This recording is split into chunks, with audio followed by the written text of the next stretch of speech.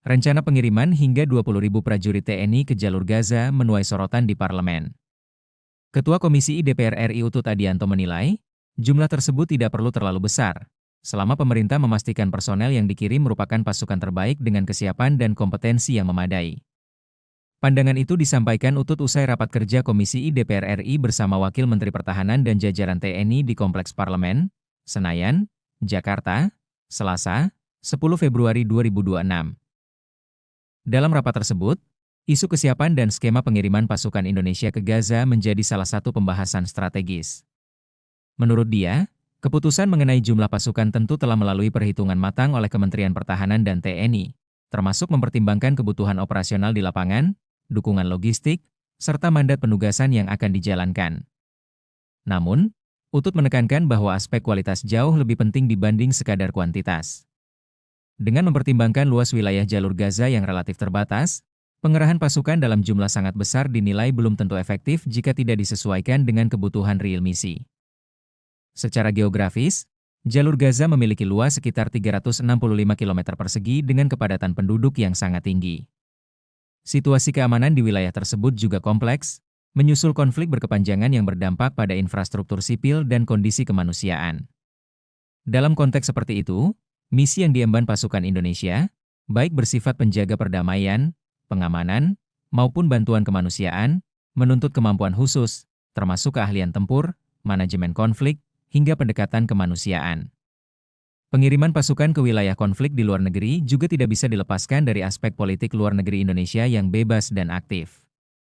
Setiap keputusan pengerahan prajurit TNI ke luar negeri harus melalui mekanisme konstitusional, termasuk persetujuan DPR, sebagaimana diatur dalam Undang-Undang TNI. Di sisi lain, rencana pengiriman pasukan dalam jumlah besar tentu membawa konsekuensi logistik dan anggaran yang signifikan.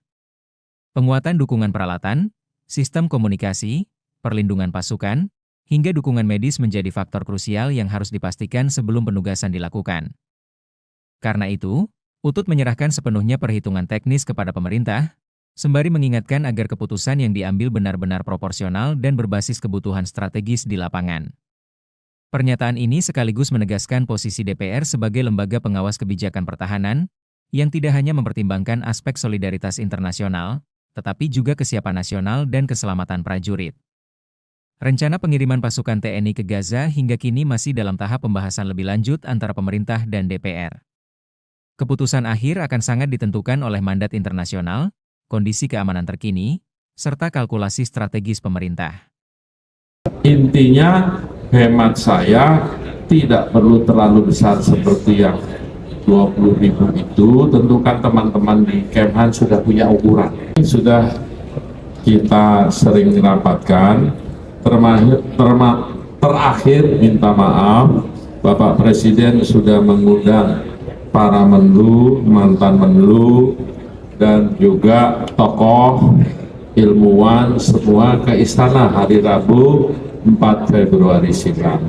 Poinnya adalah persetujuan teman-teman itu setelah mendapatkan penjelasan panjang lebar dari Bapak Presiden, mulai dari konsep filosofis sampai geopolitik terkini.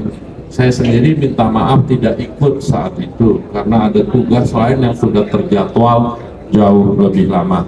Kalau konsep Gaza ini berapa jumlahnya, nanti teman-teman Kemhan di sini ada Wakil Panglima TNI, ada Kasat yang diwakili Pak Saleh, ada Kasau yang diwakili Pak Teddy, wakil, ada Wakasal juga. Intinya, hemat saya tidak perlu terlalu besar seperti yang 20.000 itu. Tentukan teman-teman di Kemhan sudah punya ukuran. Kalau jalur Gaza sempat saya pelajari itu luasnya 45 km persegi. Itu lebih kecil sedikit dari Jakarta Pusat. Di Jakarta Pusat ini Senayan, Tanah Abang, sampai Cempaka Putih, itu Senen, kurang lebih seperti itu. Jadi siapa yang menjadi lead, biar itu nanti ada rundingan di tingkat presiden, leadernya. Yang jelas kita kirim pasukan yang terbaik, yang sigap untuk segala cuaca, sigap untuk segala situasi. Tentu kita berdoa ini lebih seperti peacekeeping forces, penjaga perdamaian, dan membantu percepatan perbaikan Gaza. Kalau dari sisi saya sudah berkali-kali menjelaskan ini sesuai dengan Undang-Undang Dasar, menjaga ketertiban dan perdamaian dunia, dan minta maaf hampir semua partai termasuk partai kami juga menyetujui bahwa kemerdekaan Palestina itu adalah hak mereka. Tetapi ada statement penting dari Bapak Presiden, bukan sekadar kemerdekaan Palestina, tetapi juga pengakuan dan hidup damai berdampingan two state solution. Jadi ini tentu leadernya, dugaan saya juga belum mendengar, dugaan saya pasti USA. Yang bisa membuat Israel nurut kan USA. Kalau kita selama ini terima kasih sudah mendukung semua, termasuk teman-teman berkali-kali kita melakukan rally pawai mendukung Palestina. Ini jalannya, ini teknokratisnya, ini the way-nya. Itu tentu tidak bisa sebebas dan semau yang kita inginkan. Ini adalah titik. Lupa subscribe ya.